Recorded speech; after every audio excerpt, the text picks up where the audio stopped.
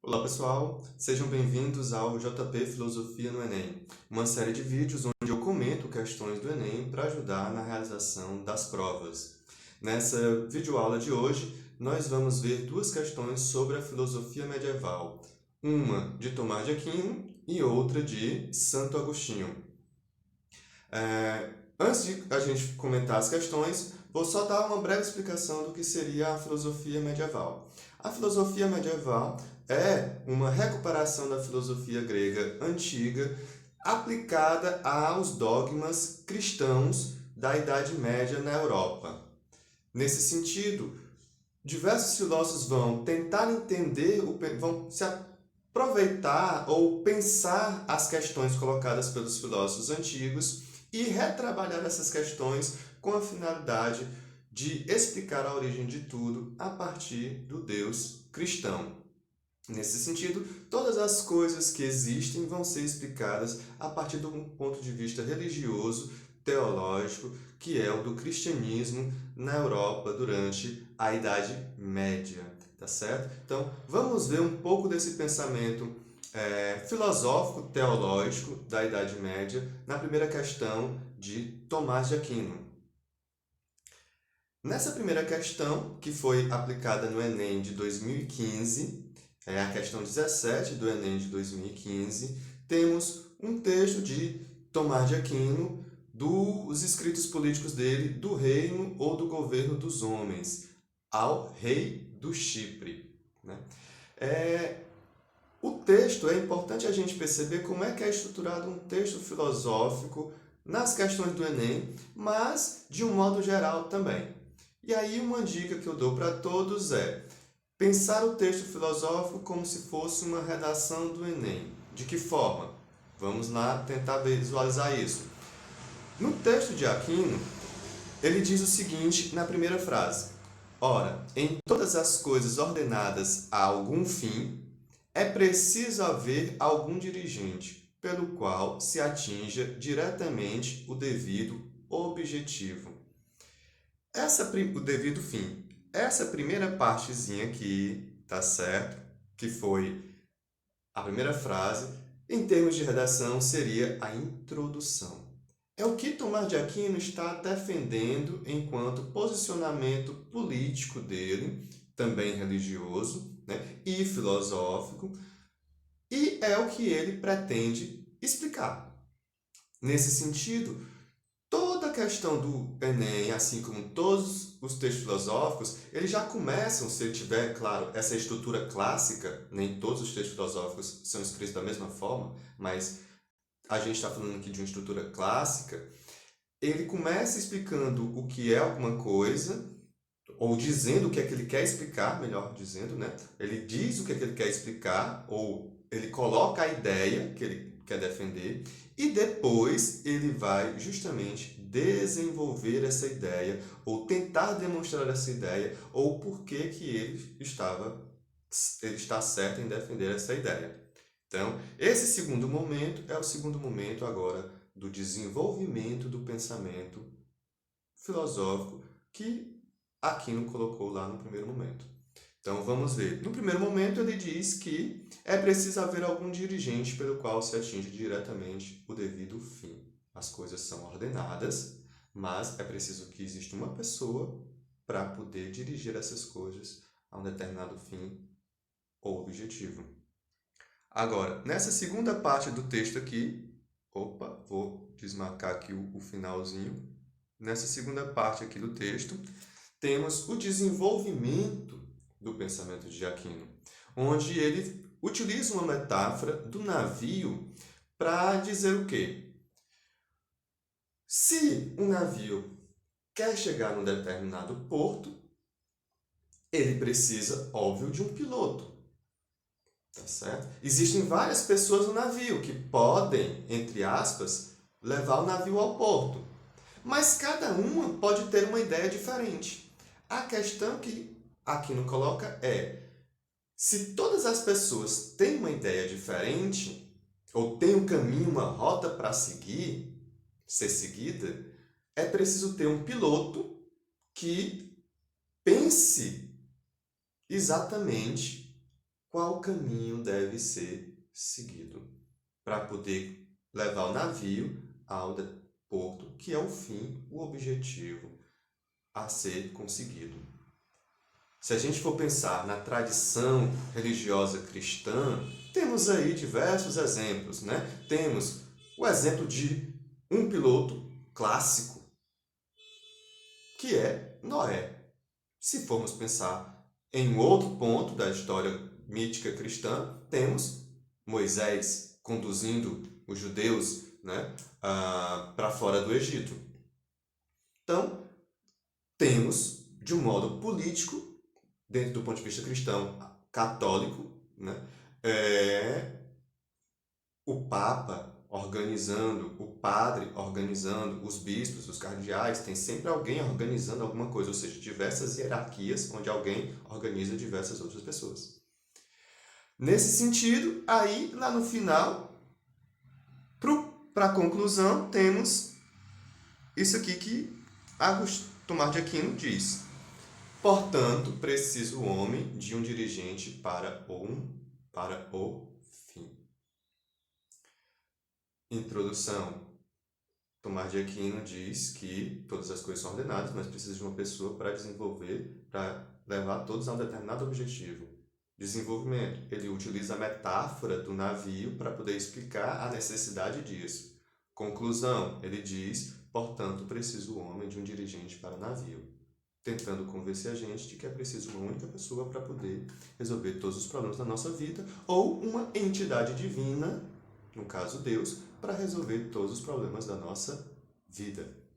Vamos ver agora os itens dessa questão e o comando da questão, que é a pergunta, né? Ou o item. No trecho citado, Tomás de Aquino justifica a monarquia como regime de governo capaz de... Bem, no texto do item da questão, você já tem falando da monarquia. Monarquia é uma pessoa organizando tudo, aquilo que Tomás de Aquino diz, mas agora demonstrado de uma forma política, através de um regime político que é a monarquia, regime de governo que é a monarquia. Aí os itens, dê uma olhadazinha nos itens aí, dê uma pausa agora no vídeo, tá bom? E leia os itens, para você pensar um pouquinho aí, e aí eu vou comentar o vídeo, ou melhor, vou comentar os itens, para você entender. Parece que eu estava parado, mas eu não estou, tá certo? Vamos continuar agora. Você deu uma olhada breve, parou o vídeo, deu passo no computador, deu pausa aí no celular. Vamos agora comentar os itens. Aqui o item, vamos ver esse item aqui de uma forma bem simples.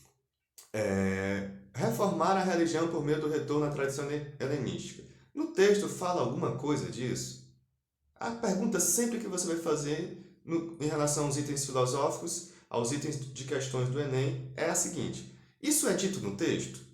Se não é dito no texto, esqueça, nem pense muito, passe para o seguinte: fala alguma coisa de retorno à tradição helenística no texto? Não. Unir a sociedade tendo em vista a realização do bem comum? Parece, né? Parece sim. Vamos deixar stand-by, né? Parece alguma coisa que tem a ver no texto. Promover a atuação da sociedade civil na vida política? Fala da sociedade de um modo geral agindo na política, tendo um protagonismo? Não fala muito fala de muitas pessoas tendo diversas opiniões, mas não fala muito disso. Dissociar a relação política entre os poderes temporal e espiritual. Fala de poder temporal? Fala de poder espiritual? Não, esqueça. Refrear os movimentos religiosos contestatórios. Alguém ouviu falar de movimento religioso contestatório naquele momento, naquele texto? Não. Ora, eu não preciso nem ter a certeza, a verdade filosófica, para poder, de um certo modo, chegar à resposta dessa questão. Porque quando eu penso na união da sociedade, tendo em vista a realização do bem comum, eu penso naquilo que Aquino disse logo no início. As coisas ordenadas precisam ter um determinado fim, um objetivo fim e uma pessoa para poder chegar a esse fim. Ou seja, a sociedade precisa se organizar para a realização de um fim. Esse fim é o bem comum. Tá certo? Então, esse é o item correto. Ah, cadê? É A, B, C, D ou é... Essa questão eu tirei do simulado que está lá no site do JP Filosofia para vocês visualizarem, fazerem lá, tem um simulado com todas as questões de filosofia medieval. Mas vamos passar agora para a segunda questão, que é a questão de Agostinho. Agostinho é anterior a Tomás de Aquino, mas aqui eu estou seguindo a ordem de aplicação das questões no Enem. Então, no Enem de 2015, eu levei em consideração um determinado caderno, se eu não me engano foi o caderno azul. No Enem de 2015, na segunda aplicação, na questão 22, temos aí esse breve texto de Santo Agostinho, ou de Agostinho, como nós filósofos gostamos de falar. Diferente de Tomás de Aquino, Agostinho tem a preocupação com um pensamento platônico. Aquino, Aristóteles, Agostinho, Platão. Agostinho vai começar a retrabalhar o pensamento platônico de várias formas, novamente tendo a questão divina como sendo o ponto de partida para o seu pensamento, explicando como Deus criou tudo. E o que é que Agostinho busca explicar aqui nesse pequeno texto? Aí lá embaixo tem dizendo claramente a natureza do bem. Natureza, entenda, é a essência, é o que é mais importante, é o que é essencial para a nossa vida.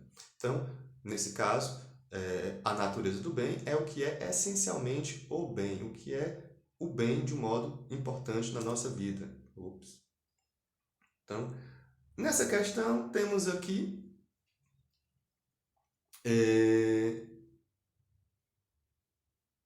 um texto explicando como é ou o que é a natureza do bem, no sentido de que como é que a gente pensa o bem de um modo essencial.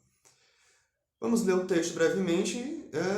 O texto tem apenas 2 frases, uma mais longa, uma mais curtinha, e aí a gente vai tentar ver como é que é essa estrutura. Se os nossos adversários, que admitem a existência de uma natureza não criada por Deus, o sumo bem, quisessem admitir que essas considerações estão certas, deixariam de proferir tantas blasfêmias, como a de atribuir a Deus tanto a autoria dos bens quanto dos males. Nessa primeira parte aí do texto, Agostinho está se dirigindo aos seus adversários. Quem são esses adversários?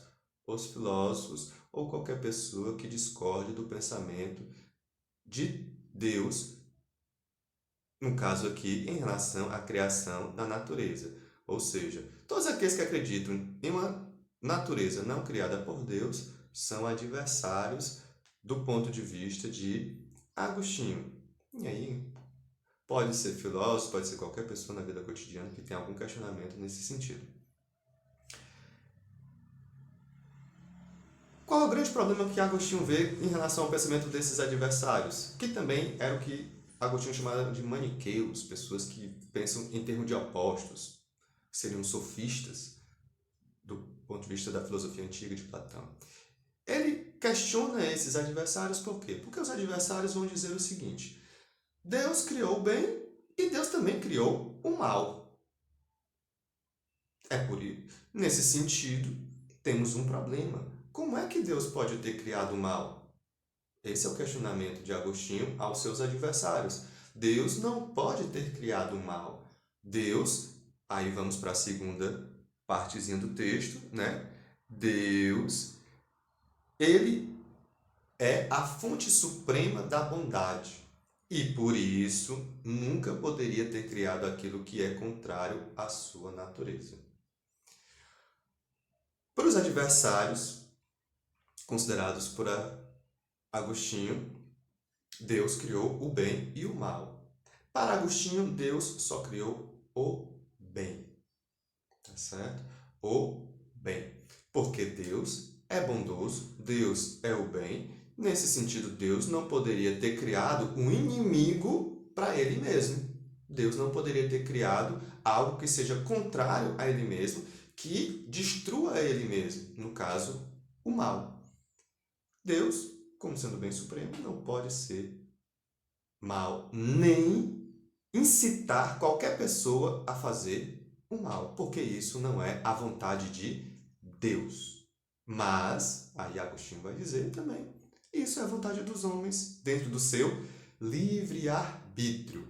Então, Agostinho está deixando bem claro, do ponto de vista religioso, católico, cristão, que Deus não estimula as pessoas a fazerem o mal. São as pessoas que decidem fazer o mal, inclusive em nome de Deus, dizendo que aquilo ali foi Deus que disse para ela fazer. Mas Agostinho deixa bem claro, Deus não disse isso porque ele é a vontade. Ele não faz a gente pensar no mal. A gente que pensa por nosso livre-arbítrio. Aí temos o pecado original e tudo mais do ponto de vista católico, cristão, né? E judaico também. Voltando à questão, temos então os itens desse texto de Santo Agostinho. Então, aqui lá no item da questão, temos o seguinte. Para Agostinho, não se deve atribuir a origem do mal porque aí você vai lembrar justamente daquilo que eu disse, né? Não podemos atribuir a existência do mal a Deus do ponto de vista de Agostinho. Por quê? Vamos ver o primeiro item. Por ser bom, Deus não pode criar o que lhe é oposto, o mal. Bem, né? Se você entendeu o que eu disse, qual é a resposta para essa questão? Vai ser justamente essa, porque tá na cara, não tem nem o que discutir. Papapapapô. Mas vamos ver os outros itens para a gente, né, tentar entender. Por ser bom, Deus não pode criar o que lhe é oposto, o mal. Claro, e obviamente é um pensamento lógico, filosófico. Se você faz o bem, você não pode pensar no mal do outro. Se você é um cidadão de bem, você não pode pensar no mal do outro. Deus apenas transforma a matéria, que é por natureza má. Não fala nada de matéria lá no texto, então esqueça. O surgimento do mal é anterior à existência de Deus. Não existe nada anterior à existência de Deus do ponto de vista filosófico, teológico, cristão, católico da Idade Média. O surgimento do mal é anterior, ou melhor, vamos para o próximo. Deus se limita a administrar a dialética existente entre o bem e o mal. Fala alguma coisa de dialética no texto? Não fala. Mas para você entender o que é dialética quer dizer jogo de opostos. Se é jogo de opostos, é o pensamento maniqueísta, segundo Agostinho. É a ideia de que Deus cria o bem e o mal. E é justamente isso que Agostinho está questionando. O último, o mal enquanto princípio ontológico independe de Deus. Que diabo é esse princípio ontológico na filosofia? Ontológico quer dizer que tem relação com o ser. O mal enquanto princípio do ser, aí ser humano, né, que é mal, independe de Deus. Independe de Deus, de um certo modo, sim, né? Mas não é esse o ponto que Agostinho está colocando lá no texto. Esse último item a gente pode entender daquele ponto de vista que eu disse no finalzinho da minha explicação do texto. A ideia de que Deus não criou o mal, mas o ser humano faz o mal independente de Deus, porque o ser humano tem o livre-arbítrio. Mas não é essa a questão que está lá, não é sobre isso que o texto está falando, tá certo? E aí temos que entender justamente também um pouco isso. O que é que o texto está falando? Aqui pode ser entendido dentro do ponto de vista do pensamento de Agostinho. mas não é o que se coloca em questão no texto, tá bom? Então, finalizamos esses breves comentários a essas questões do Enem e espero que vocês tenham entendido, continuem e no próximo vídeo nós vamos falar de mais questões comentadas do Enem. Ok, questões do Enem comentadas por mim.